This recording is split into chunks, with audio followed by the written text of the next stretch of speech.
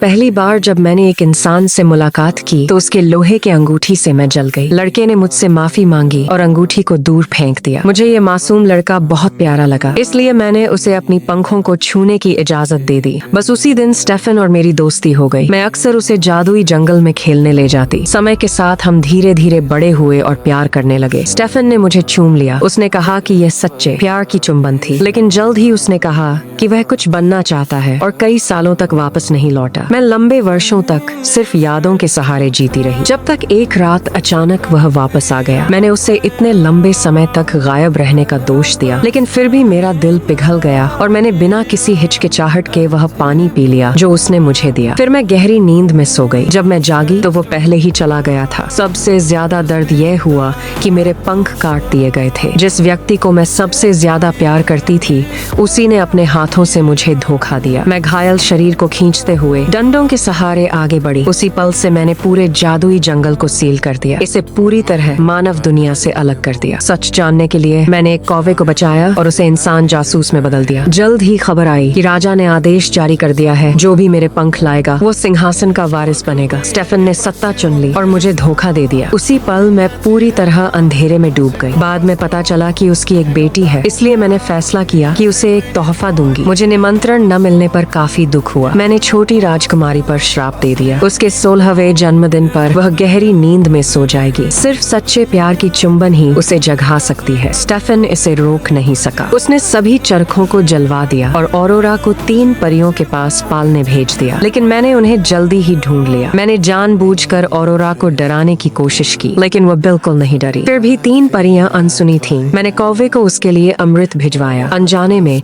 मैं उसे बढ़ते हुए देखने लगी। जब भी वह खतरे में होती, मैं खुद को रोक नहीं पाती और मदद कर देती। एक दिन ऑरोरा मेरे पास आए और बोली कि मुझे उसे गोद में ले लो, लेकिन जब उसने मुझे गले लगाया तो मेरे अंदर कुछ पिघलने लगा। जल्द ही ऑरोरा बड़ी हो गई। वो जंगल में आई, मुझे ढूंढा और मुझे अपनी फेरी गॉडमदर कहा। उसके बाद से वो रोज मेरे पास आकर रहने लगी। धीरे धीरे मैं उसे अपनी बेटी की तरह मानने लगी। मैंने श्राप को तोड़ने की कोशिश की, लेकिन नफरत बहुत गहरी थी। श्राप नहीं टूट सका। आखिरकार उसके 16वें जन्मदिन पर ऑरोरा फिर भी गहरी नींद में सो गई। अपराध बोध से भरी मैं उसके बिस्तर के पास आई और धीरे से उसके माथे को चूम लिया। अचानक वह जाग गई। पता चला कि मेरे उसके लिए प्यार ने भी श्राप तोड़ दिया। बाद में जब मैं राजा के सामने खड़ी हुई तो मेरी पीठ में अचानक ताकत का उभार महसूस हुआ। वह ऑरोरा थी। उसने मेरे पंख वापस कर दिए। स्टेफन डर गया और सैनिकों को हमला करने का आदेश दे दिया। मैं अब पीछे नहीं हटी। मैंने उसे पकड़ा और टावर की खिड़की तोड़कर आकाश में कूद पड़ी। मैंने अपना आखिरी अलविदा कहा।